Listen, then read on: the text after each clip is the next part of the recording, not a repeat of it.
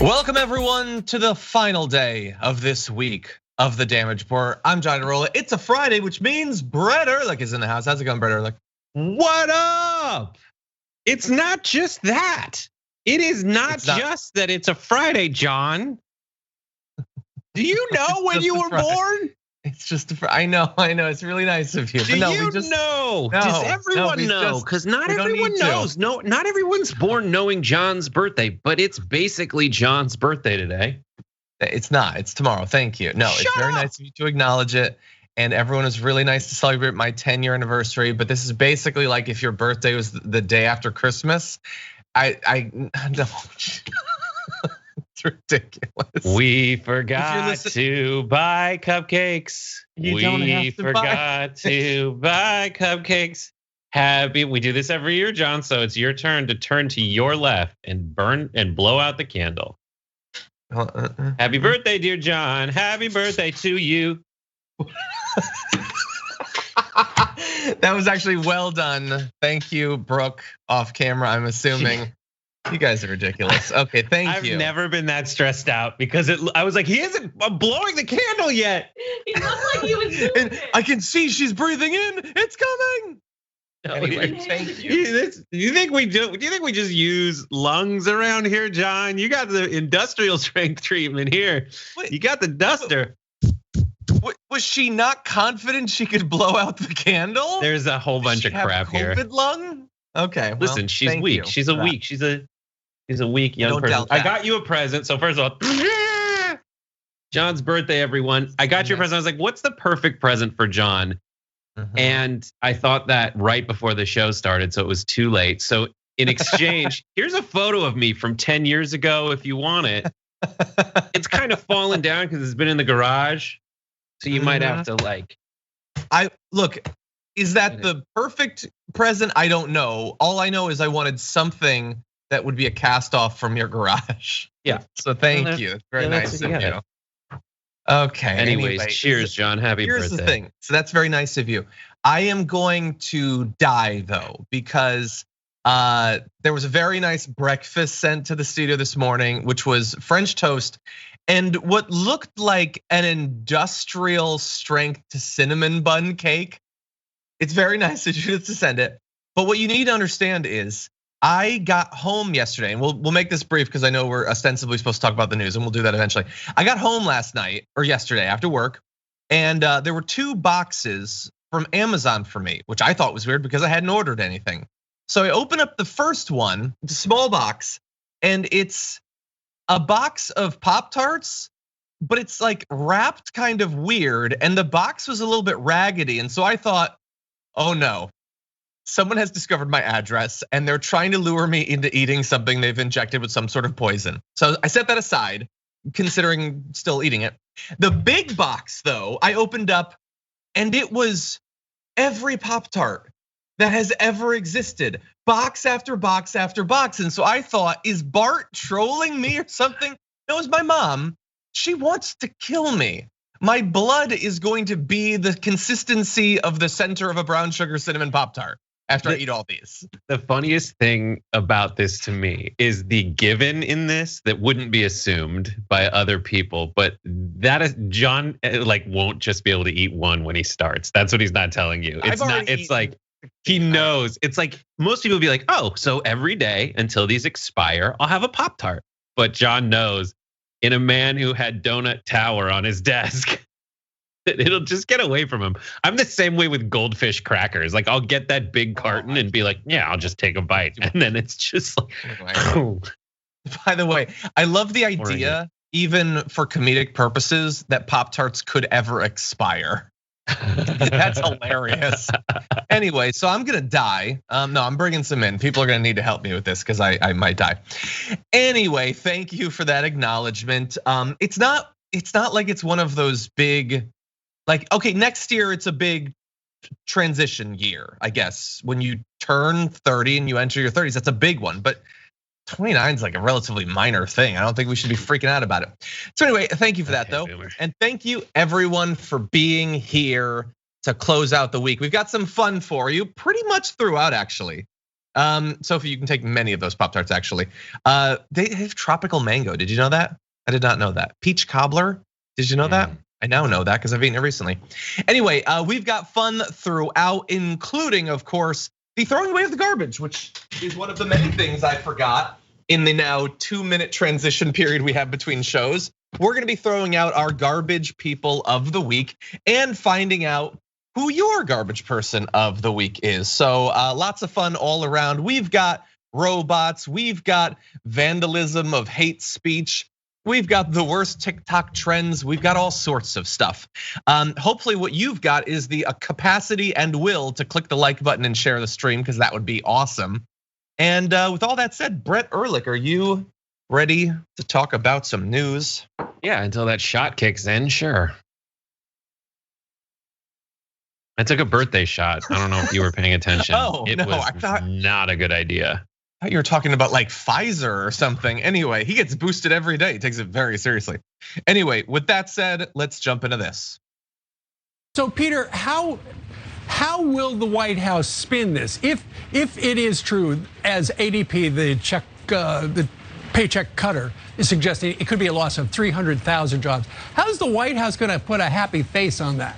If past is precedent, and usually at the White House it is, he'll come out and he'll say this is just proof that people need to get vaccinated, and he'll say that they've still created more jobs in a year than any president ever, but that this is an extraordinary time because of COVID, and they want to just and you know what? He'll probably also, if it goes the way that the last few of these things have gone, push for the Build Back Better plan, because they use that as a catch-all. Right. It's going to create jobs. It's going to lower inflation. That's the only way to get anything better. So, Peter, what vaccine do you get for job loss? Yeah, I think it's in the trials still. Okay, good. Yeah, Pfizer's working on it. That is like one of, other than Joe Rogan and The View, the biggest political show on the planet, Brett. And they were like giddy, like, what's he gonna do if a bunch of people lost their jobs? And younger Ducey at first was sort of keeping it together. Well, I think that they'll come out and say people should get vaccinated. And then I think they would point to the Build Back Better. And did Gutfeld say that it's like Rain Man to them? Was that they just Gutfeld say it all the time? Yeah, they're stupid. Or Kilmeade, I get the mix up. Kilmeade, didn't he say that? Yes. What is wrong with that? Stupid. That is like saying if there's a fire, pretty soon they're gonna ask us to like put water on it. Like, there's tons of things in the Build Back Better plan that are for jobs, that will create jobs. Definitely would. Yeah, but very obviously that misses the absolute fantastic payoff of this story. Oh, exactly. We'll get to that in one sec, but he also was like, well, they'll point to how they got more jobs ever. Well, but so is that true? Because that seems significant then. Like, why are you glossing over that? But anyway, they're just so giddy at the possibility that 400,000 people would have lost their jobs in the last month. But of course, that isn't what happened. Although we did have enough time for Sean Spicer to jump in on this, tweeting the White House spin on tomorrow's jobs report will be fun. Well, was it fun? Because to jump ahead, the economy actually gained 467,000 jobs in January, and the unemployment rate stayed relatively flat, rising slightly to 4% from 3.9%, according to the new monthly blah, blah, blah from the blah, blah, blah. And here's the thing, Brett, we would never cover this if they wouldn't be so weird about it. Like, I never know how much of any of this can be attributed to the president or the White House or all of it. So we don't generally cover it, whether it's good or bad, Democrat or Republican. But they are so clearly trying to make this into a partisan thing where they can dunk on the Biden administration, albeit with the broken eggs of that omelet being hundreds of thousands of jobs in the fantasy that they've cooked up. Right, that's absolutely the most hilarious thing to me is when the economy was in a tailspin thanks to COVID, and let's not forget the wild mismanagement of the early days of the pandemic at the hands of the Trump administration. People on Fox were just like so pearl clutching, going, how dare you on the left revel in the success your presidential candidate might reap as a result of people dying. Like they would say, oh, you guys are almost giddy that bad things are happening. That is almost giddy. They are way past giddy. They are miles past giddy. The other thing I will point out is, if Fox News is gonna say, oh my God, what jobs plan is Biden gonna push for? Build back better. Let's talk about the jobs plan they use at Fox. Are we gonna suggest their jobs plan? Because Peter Doocy is Steve Doocy's kid, the offspring of the fascist Muppet himself. The one who's not quite as bad at kill me, but they both are like part felt and the other part googly eyes. Some great things are a combination of those two. Actually, you've made many of those things in the past. Anyway, just to give you, because again, we don't normally cover these things because for multiple reasons. One, I don't think that they can be as cleanly attributed to administrations as those administrations would have you believe when the numbers are good. When the numbers are bad, it's totally just context. It doesn't have anything to do with them. I don't know how much it ever does.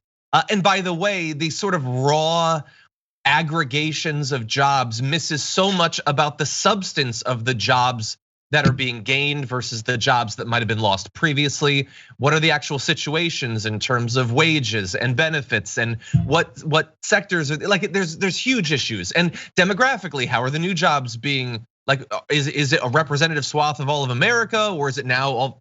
It's more complicated than they would have you believe. But that said, here are some numbers.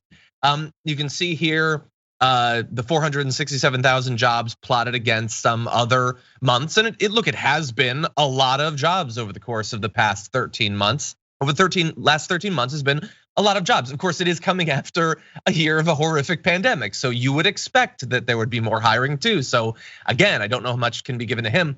Honestly, the 467,000 jobs is a surprise when they had been saying they thought it would be -3 to 400,000. So that's a huge swing. But also, the report revised the number of jobs that have been added in December. We thought it was 199,000. The actual number was 510,000. How could the numbers be off by that much? That's a huge difference in those two things. So it's like almost a total of 1 million jobs, give or take, over 2 months that we thought maybe had been gained versus how many had actually been gained. I think all of this is more an art than a science, maybe.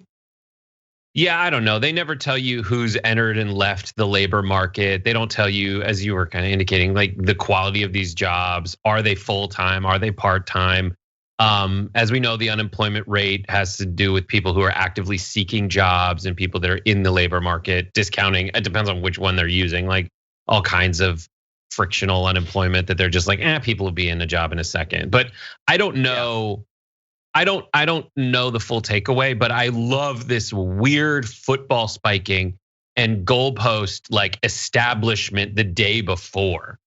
It is absolutely ridiculous, and I love every time they do it because they didn't have to count these chickens before they hatch. The more you think about it, the more you realize that Fox News, Fox and Friends really had nothing to talk about that day. This is a story about tomorrow's story. And they were that confident in it. So I would tell the rest of their audience, like, they would not have they told you a story about tomorrow's story, maybe based on reporting from ADT or whichever one, ADP or whoever gives you your checks. The paycheck thing. If they were not wildly confident in it. Yeah, and that level of confidence, there's stuff that there's bets they hedge on their normal reporting as they're like, well, this hasn't come out yet, but they did not hedge any of those bets. They were doing a little happy dance, but they fumbled before they crossed the end zone, the end line, goal line. Yeah, and so I would, like football. You know football more than me. So I would ask then, if you were pretty confident that you were going to be right and that you were trying to tie it to political stuff, you were trying to say like, oh, they'll say we need vaccinations, or oh, they think that like putting money into the economy is a good way to make jobs. Oh, how wrong are they going to be? Okay, well, you were wrong. So why were you wrong? And specifically, what were you wrong about? And what are you going to do going forward that's going to make you less wrong? Because you were wrong. I'm guessing there will be no change whatsoever. That's what's so shallow about all of these conversations. But anyway, it's just frustrating. And by the way, I'm on foxnews.com. I've checked in multiple times throughout the morning. This is amazing news for the American economy. I guess, I don't know, based on the front page of Fox News, because I am scrolling all over and I can't find an indication that this is not amazing economic news. And again, like, it's not like there's no way they could jujitsu their way through this and maintain the narrative they want. Just say it has nothing to do with Biden, but good, it's good news. But the thing is, it isn't just that they don't want you to credit Biden. They don't want you to be happy or confident or secure. And I'm not even saying that you should be based on this information, because that is hardly the sum total of the economy, let alone how it affects any individual American family. But they will whitewash away an entire year of job growth just for the fear that it might make people a little bit less terrified about the future. And being wrong just doesn't matter to them. And it doesn't matter in the grand scheme to their viewers, because they'll just move on. They don't feel the need to make a correction or say, sorry, yesterday we did this, let's have a moment. No, it doesn't matter. They just move on and will do the same thing to another story, being wrong after the fact or before the fact or during the fact in new and creative ways while drinking giant cups of coffee. I'm fine with the last part.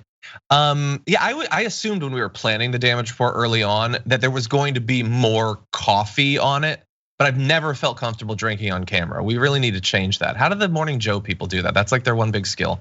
I have already had a shot of whiskey on camera today, so obviously that ship has sailed. Sushi right before, like you eat the weirdest things. Those are my favorite rules. They're like, it's too early for this rule. It's like, well, let me remind you, I'm an animal wearing clothes, so that's flying through space on a rock. Yeah, no, I get that. It's a little bit the morning thing. It's a little bit that you're eating sushi on camera on a news show. That seems weird.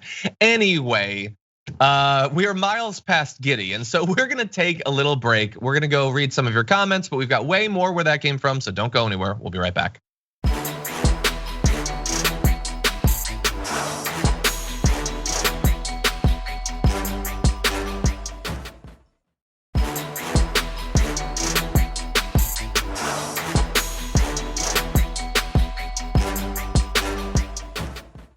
Let's talk about some news.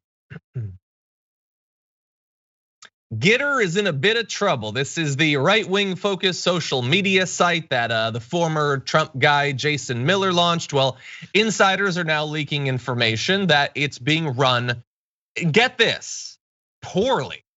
Almost as if the people in charge don't know what they're doing at all. Nobody could have predicted it. Nobody did.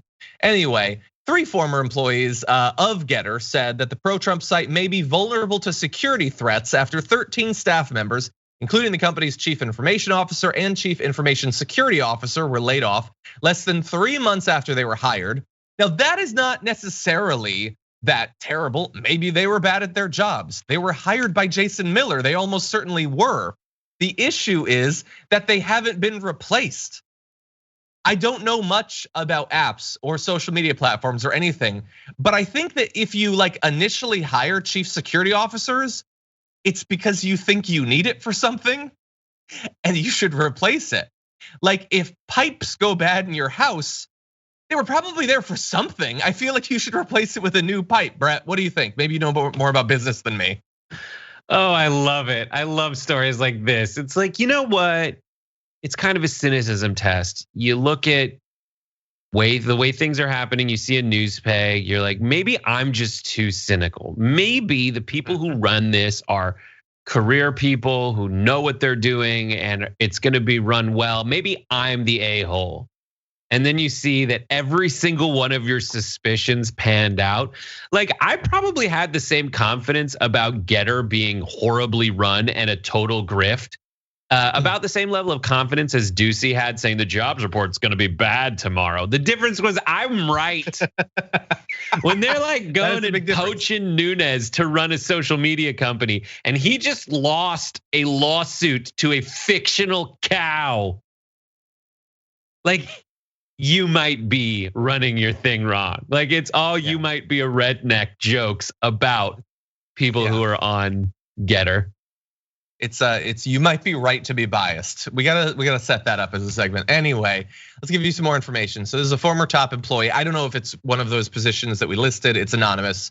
They spoke with Insider.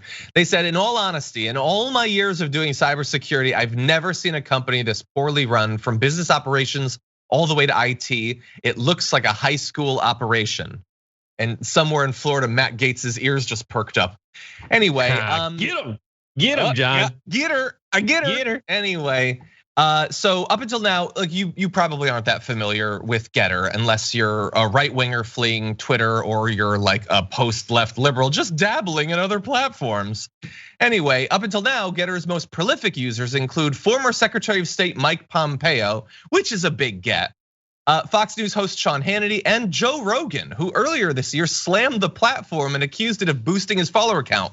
What does that mean? Well, he had more than 9 million followers on GETTR, whereas GETTR only has 4.5 million people who use it. So that's weird. Anyway, why did all this happen? Well, some sources are saying that it can be attributed to the the exiled Chinese billionaire investor Guo Wengui, who launched several media ventures in the US with Steve Bannon. So another weird, from the right-wing point of view, this is such a weird aspect of this story. Anyway, he provided early funding for that platform, for GETTR, but he's not a direct investor. He doesn't have any formal role, any job in the position, but insiders say that he is still involved for some reason in staffing decisions. That, I just want to say, a great category. So one that people I know have benefited from, no one here, but people I know have benefited from insanely by being smart is dumb money, is passion projects of the rich and famous. And that is exactly what GETTR is. So you'll get barnacles trying to get stock for when the IPO happens, because the only thing that this has going for it is that Trump's peeps are behind it. And they're like, all right, in a world of social media where so much of it is BS, unmeasurable, inflated fake numbers, this one has one little tiny bit of differentiating value proposition, which is it has all the people who are like, let's get rid of Twitter and let's call it GETTR, because and they don't even understand that the ones who founded this, the Steve Bannons and all of the people who are hired at the highest levels, think you're an idiot. They think the users are so stupid, and they are the elitists. And in an attempt to shirk the censorious left and the censorious big tech bubble, they run to GETTR, which explicitly says, I don't know if it's GETTR or the Trump one, I don't know if there is any difference, but they go to platforms that say you can't make fun of us on this. I know. So you have freedom to a point, except you can't call us dumb. You can't bring up a fictional cow. And the last tiny thing is they make fun of other people for creating this social media bubble, when really GETTR is creating its own fantasy world where Joe Rogan has more followers on the platform than there are people on the platform. Can't get more fictional than that. They desperately want to seem like it's working, so they lie. It's a weird thing. Generally, people on these platforms inflate their followings. Generally, I don't think it's the platforms that are supposed to do it. But anyway, you raised a good point. Places like GETTR, places like the upcoming Truth Social, their whole thing is we're gonna be better than Twitter, which has been so mean to you conservatives. They censor all of your awesome opinions. We won't do that. Well, that's what they say. But is that how it's gonna actually function? I mean, we already know with some things like, on these, you're not allowed to criticize the Donald Trump, the platform itself, the executives of the platform. But also, when Truth Social launches later this quarter, the Trump Media and Technology Group social media platform will already have stringent content moderation practices in place to ensure it's a, quote, family-friendly online community, according to company CEO and guy who got dunked on by a cow that doesn't exist, Devin Nunes. He says, we want to be very family-friendly. We want this to be a very safe place, and we are focused on making sure any illegal content is not on the site. So he tried to make it seem as if it's just about stopping illegal stuff from happening, which one could still say, I thought we were free. I thought you weren't censoring me. Who are you to decide what's illegal to say or share or whatever? But fine, they'll make it like it's about that.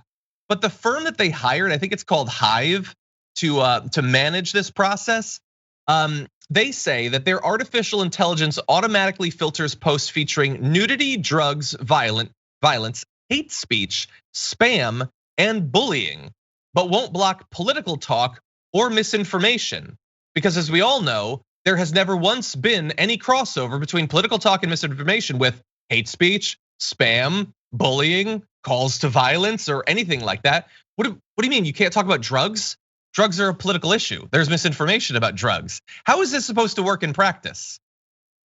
I love it. It's so stupid. It's like, it's the way I feel about people yelling about masks and vaccinations, and it's the same way I feel about people talking about social media companies. It's like those rules that exist on those social media companies exist for a reason. And what better way for you guys to find out the reason that they exist than by going off and starting your own social media company? They're going to realize that the reason that a lot of these restrictions are in place are exactly going to drive them to put those restrictions in place on the new platform. It's so stupid. It's like people saying, I'm going to create a whole new car, and then there's not going to be any seat belts, and then people get in crashes and they die, and you'll be like, you know what? I'm going to put this belt on here to keep you in your seat. I'm not calling it a seat belt, but it's the same damn thing, because you've got to have something in there like that for all kinds of reasons, some of which are practical, others of which are going to be cynically your profit motive, which you need to, like, that's what you're gonna end up gravitating toward, because that's why you got in this in the first place, for some kind of personal gain, not to make the world a better place. The reason Devin Nunes got into politics isn't to change the world, it's to get power and money. And the reason he went over to GETTR or whatever the hell, Truth Social or whatever the hell it is to get cash. That's it. 100%. And you're going to do whatever you can to secure that. Yeah, whether it succeeds or fails, he will get money. So he's at Truth Social, which, by the way, Truth Social is coming in less than 3 weeks, supposedly. That's what they say. I mean, it might fail 2 weeks after that, but get ready because it's coming. By the way, really fast, I just want to acknowledge Andrew in the YouTube chat says Devin Nunes is like if Michael Scott from The Office were crossed with one of Mussolini's lackeys, which I think is true, but it's also, I think, true. What if you were Michael Scott and Dwight Schrute at the exact same time? I feel like you would be Devin Nunes at that point. I want to shout out the electricians for saying, don't call it a seatbelt, call it a freedom strap. That's what they'll do. That's good, I like that.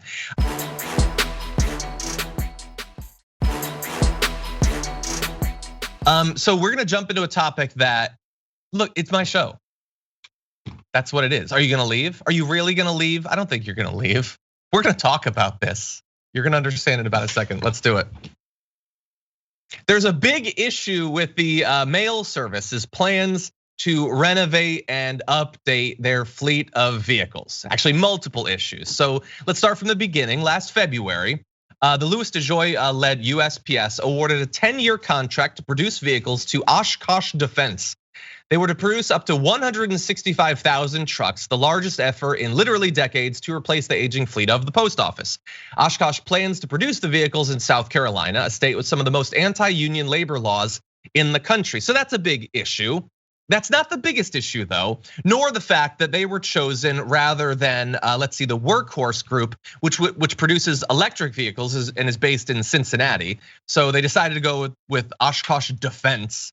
What are we, invading the mail? Anyway, that's not the issue. The big issue also isn't that they look like, what if a vehicle was frumpy?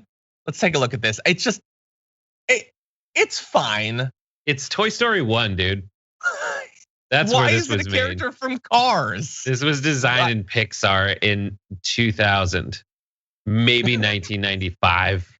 Well, that's what it's gonna look like, I get. But that's not the big issue. Let's be clear. The big issue is climate. You think it's all? It looks apologetic. Like, I know I'm not cool. Even its eyebrows is like, this is what I look like. It looked surprised. It looked in the mirror for the first time. Anyway, that isn't the big issue. Here is the big issue. When the USPS first announced this contract back in February of last year, it said that the plan was to purchase between 50,000 and 160,000 next generation delivery vehicles, which first of all is a massive range to declare, but whatever, we'll leave that aside. These vehicles, we were told, would be a mixed fleet. Some would be battery electric vehicles, which obviously we want as many as possible. Others used, quote, fuel-efficient internal combustion engines with an ability to be converted at a later date, quote, to keep pace with advances in electric vehicle technology. Okay, so you got a mix of more efficient internal combustion engine vehicles, but don't even worry because someday those can be turned into hybrids or replaced with electric systems, and a bunch will also be electric. All of what they said is in theory maybe true, but there's not a lot of evidence of much of it, and a lot of what we found out since is really bad. So let's see, 10% will be electric. It's 2022. These are gonna be produced over years. 10% will be electric. The ones that aren't electric do though have those new higher fuel efficiency engines, which give them 8.6 miles per gallon. The current one's 8.2. That's not that much better. I shouldn't need to point that out. And by the way, there is no plan in place to replace those eventually with electric ones. So that seems to have been a clear lie. And the rest of it is like they're gonna spend so much money and this opportunity to change the mail service to get 0.4 more miles per gallon average while producing these in a state that's gonna crush any union effort. Brett, what do you think? Why does it need to look like this? Like, why does it need? If it was gonna look like that, it should be electric at least. So like, how much do Amazon delivery trucks get per gallon? Is it 8.6 miles a gallon? I'll say this, odds. So actually, the more I think about it, 8.6 miles per gallon, it only goes, like it's not doing much open road cruising. Let's put it that way. Like you're going and stopping and going and stopping. You're always in first gear. You're always like screaming the engine to get this heavy thing going. But I feel like there's got to be a better way to do it. I understand the current. I like being able to upgrade it, but it's just it screams. But again, to me, they don't have a plan for that. They don't have a plan. And so that's the more disturbing issue is the messaging and the opportunism people use when talking about something that is actually a service that theoretically works and is run by the government in America. But like, it's just to stop taking advantage of the post office to make your political points and to score political points. And most importantly, to siphon taxpayer, and yes, that includes stamps, dollars away from people and towards your giant friends in your quote right to work state, which is wrong for work, except in very specific circumstances that have proven themselves to be extraordinarily rare. Yeah, I hope that you're right. I hope that he's at least getting money off of this because it feels like it feels like he goes into work and he says, what can I do to screw these people over? That's what it feels like. I mean, he's Judge Doom from Roger Rabbit. I bought the red car so I could dismantle it and build a freeway. Like when the guy's personal financial interests are so reportedly seated in the success of competitors to this industry this organization that he's running. Like, I feel like I'm not a conspiracy theorist when I determine that all these initiatives seem to sabotage the very organization he's entrusted with running for our benefit. Because as Joe Rogan even proved to Dave Rubin, like post office goes places that those private deliverers don't. Yeah, exactly. Yeah, and it's the sort of places that conservatives love to pretend that they care about. Anyway, DeJoy is saying he's not going to resign. He says he intends to remain head of the Postal Service for a long time, where he can continue screwing over the vehicles, screwing over communities that'll have more pollution, screwing over our effort to deal with climate change, while also making mail delivery slower and more expensive. So that's cool. By the way, I looked it up. Amazon back in 2020 purchased or put in an order for 100,000 electric delivery trucks from Rivian. I don't know what the effective mile per gallon out of that is or how quickly those will be put into effect, but that's the idea, that they will be doing more electric. And by the way, super last point, let's not talk anymore about this. They can't replace every single one with an electric vehicle as of right now. I get that. There are some routes that are incredibly long in rural areas and those sorts of things, but it could be 90-10 the other way. We could at least work towards that. This is so, it's almost as if doing the electric thing would be admitting that a better world is possible and they just don't want to do it.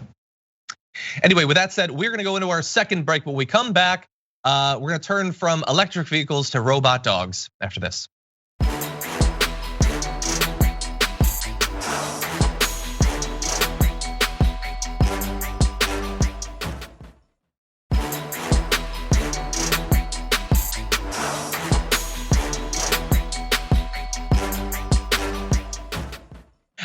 Okay, so we do have more news to get to, everyone. It's gonna get a little bit freaky, and I am going to make you watch some video of someone that you probably would prefer not to have to see. But hey, you signed up to watch the show, so you've made bad decisions too.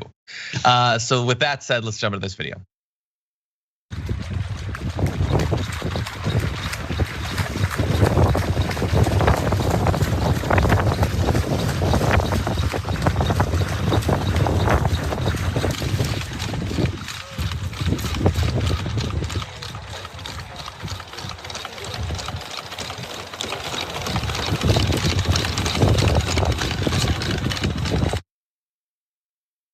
Okay, so that's a little bit weird, right? And then it gets sort of, did anyone else think it was ominous as it gets closer and the noise is bow, bow, bow, bow, bow. It's getting louder as it hunts you? Well, the issue is that it's even scarier than it looks because those are being tested to patrol the border. The US says they're using these robotic patrol dogs along its frontier with Mexico that it says could provide mechanical reinforcements for border guards, in a move criticized by a leading domestic rights group as a civil liberties disaster. We'll talk more about the robots, but Brett, what was your reaction? I think the creepiest thing about it is that it gets quieter as it gets closer. Like when it was like in the ocean, it was like plop, plop, plop, plop. It sounded like a dog drinking, but then it actually got quieter as it got closer. That's the dissonance for me. Oh my God, you should be louder. Also, when it is walking around, it looks like it's just searching for its head. Like it looks like it should have a head and it's searching for it, and that's the lore. It's like it used to have a head and now it just roams the border at night looking for its head or yours. Like maybe that's sort of the fear. And so the company that developed the dogs is Ghost Robotics, so not scary or anything. They've previously showcased a 4-legged robot that has a sniper rifle attached to its back. And if that seems scary, take a look at the photo. Imagine this thing coming at you. It has like this integrated sniper rifle in it. Now that is not the one that's patrolling on the border today, but they do want these, what they call robot dogs, to do this. Hey, can we stop for 1 second? Should we refuse to refer to them as dogs? Because I feel like that's just propaganda. Because we like dogs, so like, why aren't these like robotic jaguars or that sounds cooler. Robotic warthogs? No, but that's scarier. Dogs are comforting. We have affection for dogs. They're man's best friend. This is only ICE's best friend, the Border Patrol's best friend. They're not our best friend. Exactly. Animals are innocent. Those are not. Right, it's less like a pet dog because dogs bite you, but this with the thing on its head, it's basically like all the tigers in Joe Exotic's zoo. It's like I'm picturing all the people who worked on it, and they're like, "Yeah, this is totally fine, never goes wrong." But then when they're doing their interview, they're missing limbs. Like I'd like to talk to the innovators behind true, it. Yeah. This is like. It looks like one of those videos you see on Reddit where like it doesn't look like it, but it reminds me of those videos where you see someone driving really fast. It's shot from like a high rise. You see someone driving really fast and then the camera pans over and there's a cliff and the camera just goes back and forth between those two things. And this is America and the Department of Homeland Security essentially just barreling toward a cliff of sentient robots that turn on us. It's like, you're walking right into it, and I can see it, and everyone watching it can see it, but you guys lack the perspective because, and this is a quote from me, you're so preoccupied with whether or not you could, you didn't stop to think if you should. Exactly, yeah. Yeah, people are saying it reminds them of the thing from Black Mirror. Totally, I think that's what that episode is based on. It reminds me a little bit of Screamers. Anyone remember Screamers from back in like the 80s? Yeah, I just, like, you're totally right that we can worry about the slippery slope of this, but let's also bear in mind we should be worried now because this thing does not need to develop sentience for us to have an issue with an army of these being controlled. I'm almost more worried about humans being in control of this. Maybe we can get a little bit more sort of raw, logical, like empathy out of a robot than a human, but it's going to cost a ton of money. It is not going to lead to more humane outcomes for the people involved, and it advances the idea that the situation with migration and border crossings is not a complex consequence of a lot of things: domestic policies in those countries, our own influence over them, the desire of individuals to have a better life. No, it is something that needs to be secured and patrolled like the outside of a prison. That's what it feels like to me. So anyway, and also with the combination of cryptocurrency, NFTs, and now this, I am worried that I am going to turn into like a radical anti-tech person, which I never saw coming. I've always loved technology, but it really does seem like it's going down all the wrong roads. Right, but at the same time, you're streaming delightful video. You're benefiting from whatever your car is made of, tiny microchips. I don't know, plastic, but like you're benefiting from technology. That's something you just have to remind yourself. Like technology, it's all that's such a huge term that just like with social media and anything, if you fixate on the wrong parts of it or the bad parts of it, that's different from ignoring it completely. But if you fixate on it and you kind of that gets you down because that's all you're looking at, then yes, it's bad.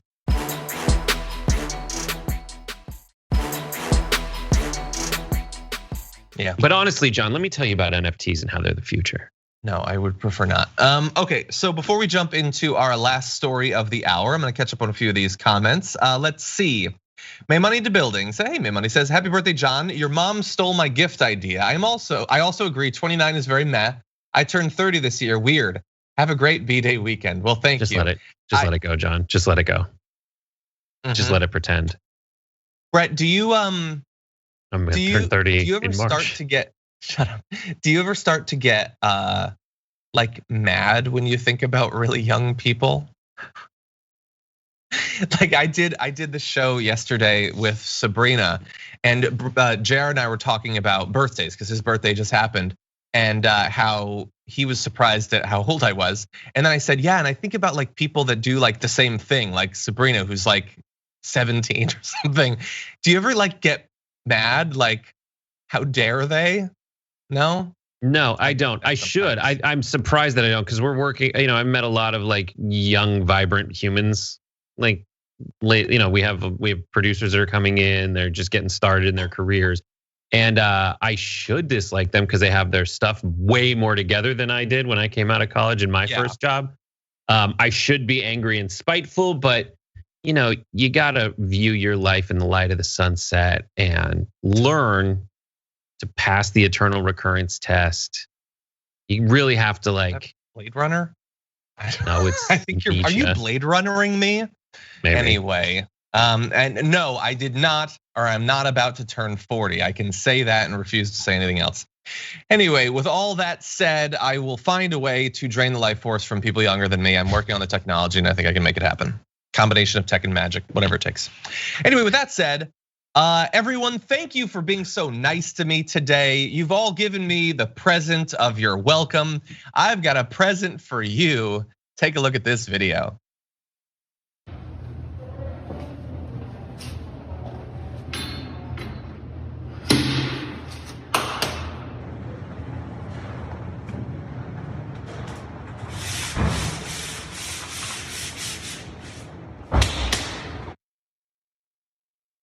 So that's a throwback for you, obviously. That was Marie Newman putting up her sign, or her flag. There was the transgender flag. She has a transgender child. It was, an act of pride and acceptance, to which obviously was responded to by Marjorie Greene with her hate speech, I like the science sign. Well, anyway, that sign has apparently been through rough times, as Marjorie Greene will make clear in this new video. So this is the first one. The This is the first sign that we had. And the first time they vandalized it, you can see the type of vandalizing that took place. It was Free Palestine. Here's the sticker. They had to sit on here. And they put this one, Matthew 7:21-23. And they, of course, put in bold the I never knew you. This is talking about verses from Jesus. And he's talking about people. Not everyone who says to me, Lord, Lord, will enter the kingdom of heaven, but only the one who does the will of my Father who is in heaven. Many will say to me on that day, Lord, Lord, did we not prophesy in your name? And in your name drive out demons, and in your name perform many miracles. Then I will tell them plainly, I never knew you. Away from me, you evildoers. This week, they started with this. So they put this one up earlier this week. True disciples of Christ don't say things you say, act the way you act, and treat people the way you treat people. Well, that's really interesting. So I wrote a little note back to them about how God created them male and female. And in his image, he created them. And I put a little heart, MTG. I would honestly rather have her accost me on the street than have to listen to her muddle her way through reading something. And then I put a heart. It's your sign. We know that it's you. Also, you're covering up part of your sign with your new note. I thought that was the vandalism. So anyway, she, in all that time since that first video we showed you, she has had that sign out there and has had Simon Simonson make multiple copies. Each time one gets damaged, she makes another because she is so committed to making sure that any individual that walks through that hallway knows that she hates transgender individuals. That is the whole point. She will spend taxpayer dollars to make sure that you know that. Now, why would Simon Simonson even print that up? I don't understand it. Does he agree with her message? She needs to say there's PPs and vajayjays. That's the only science. And there's things that are both versions of that at the same time. And if God created all of us, God created Turner syndrome, God created intersex human beings, and she's denying that. She's calling God's creation a mistake. God did not create the English language. God did not create the concept of gender. God created, according to her, people and the ability for people to reproduce. And that's it. And everything that's happened since there has happened since there. And if you say that it's God's plan, well, then it's created all these people. And you get to jump in and say good and evil. But even on the merits of your own argument, like that's not true. There's all kinds of different genitals out there. Yeah, well, and look, you're talking about some sort of like biological underpinnings, but also as you alluded to, we're talking about gender, and so why did God create a variety of different gender expressions and identities across all times, across all civilizations? Why would he do that? Are you implying, Marjorie Greene, that he created our brains wrong? That the fact that we have a variety of different ways that gender can express itself, and that is universal across all human civilizations, that there was something fundamentally wrong there? Or are you saying, okay, no, I get that it's there, but you shouldn't be free to say it? I think that you should not be free in that way. I would like to cancel your identity. I mean, that's in effect what she is doing. She doesn't explain which it's wrong. Is it that God fundamentally made a mistake, or she thinks that she's superior to God and she should be able to correct his flaws? But anyway, the big issue here is the constant provocation, the hatred being displayed in the halls of Congress. We should be better than this. We are most certainly not better than this as a society, but we're working on it. I would love to see her get voted out. Until then, I don't generally favor vandalism of any sort, and I will not audibly approve of even this vandalism. But Brett, any thoughts? You know, I had thoughts, and then I watched Marjorie Taylor Greene explain her counter vandalism story, and it made me that much dumber. I don't really have any more thoughts to share. Do you award her no points? And may God have mercy on her soul. May God have mercy. Anyway, with all that said, thank you To those of you watching on our linear platforms, it's been great having you here. Those of you on Twitch and on YouTube and our members app, we got way more planned, including the garbage people of the week. So we're gonna take a couple minute break, but don't go anywhere because Brett and I will be back after this.